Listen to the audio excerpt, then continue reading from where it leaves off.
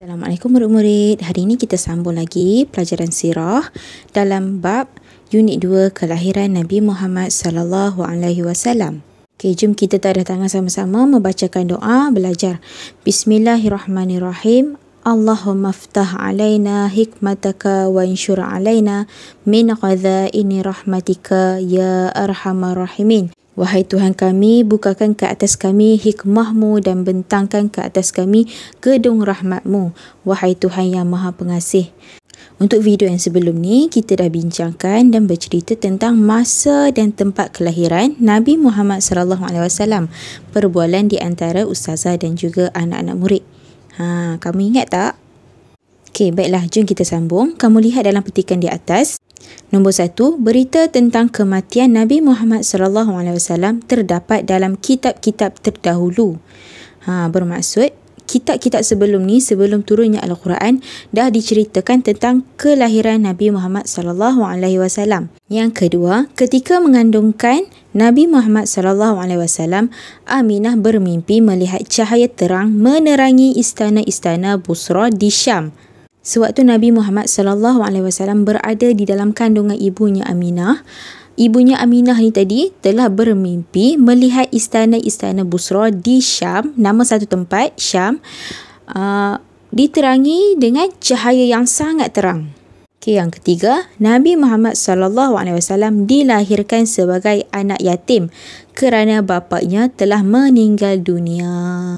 Sewaktu Nabi Muhammad sallallahu alaihi wasallam berada di dalam kandungan ibunya Aminah, ayahnya ataupun bapanya telah meninggal. Jadi Nabi Muhammad dilahirkan sebagai anak yatim.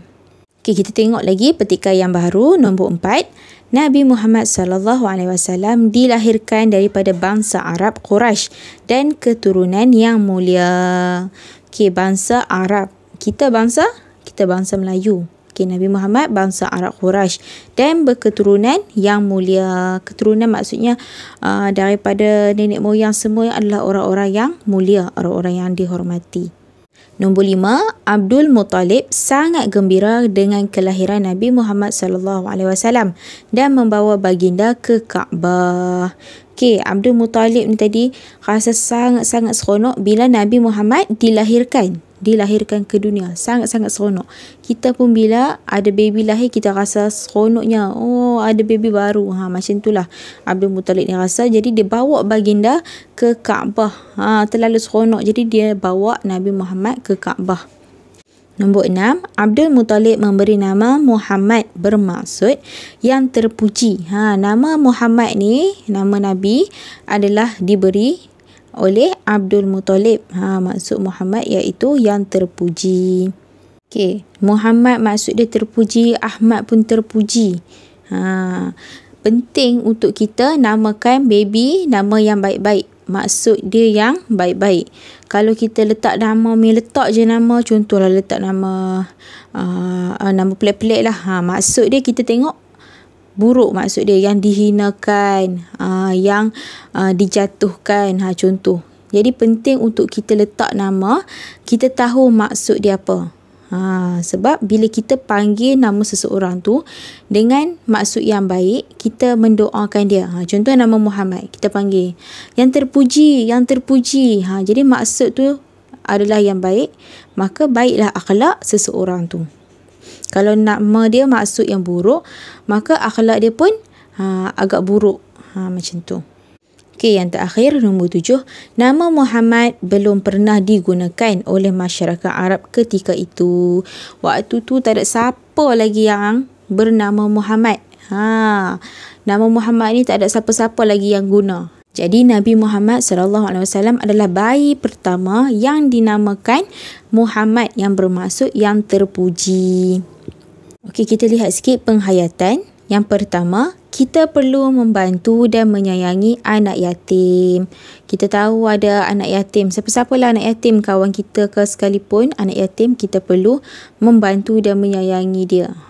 Maksudnya bukanlah nak cakap sayang, tapi kita kasih kepada dia. Macam tu. Yang nombor 2, Nabi Muhammad sallallahu alaihi wasallam membawa rahmat ke seluruh alam.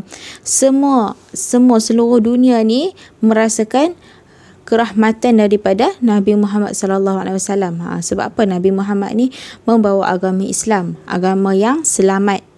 Jadi semua orang dirahmati Allah. Yang ketiga, kita digalakkan berpuasa sunat pada setiap hari Isnin. Hari Isnin digalakkan untuk kita berpuasa sunat. Okey, yang keempat, mencintai Nabi Muhammad sallallahu alaihi wasallam merupakan syarat kesempurnaan iman. Siapa yang tak mencintai Nabi Muhammad, maka iman dia tidak sempurna. Sebab apa?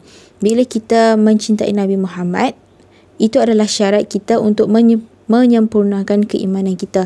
Kita sayang Nabi Muhammad, kita akan sayang kepada Allah Subhanahu Wa Taala. Yang kelima, yang terakhir, kita dilarang memberi nama dan gelaran yang tidak baik kepada orang lain.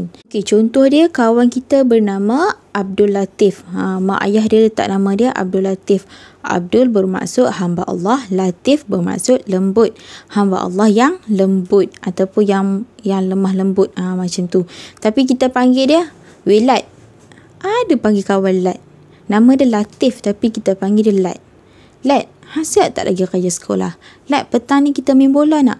Hilang maksud dia yang baik tu. Baiklah, selesai sudah untuk perbincangan kita hari ini tentang kelahiran Nabi Muhammad sallallahu alaihi wasallam dan serba sedikit penghayatan yang telah kita bincangkan tadi. Ustazah harap kamu faham dan juga kamu dapat mengambil beberapa pengajaran daripada kisah ini. Okey, terima kasih semua. Assalamualaikum warahmatullahi wabarakatuh.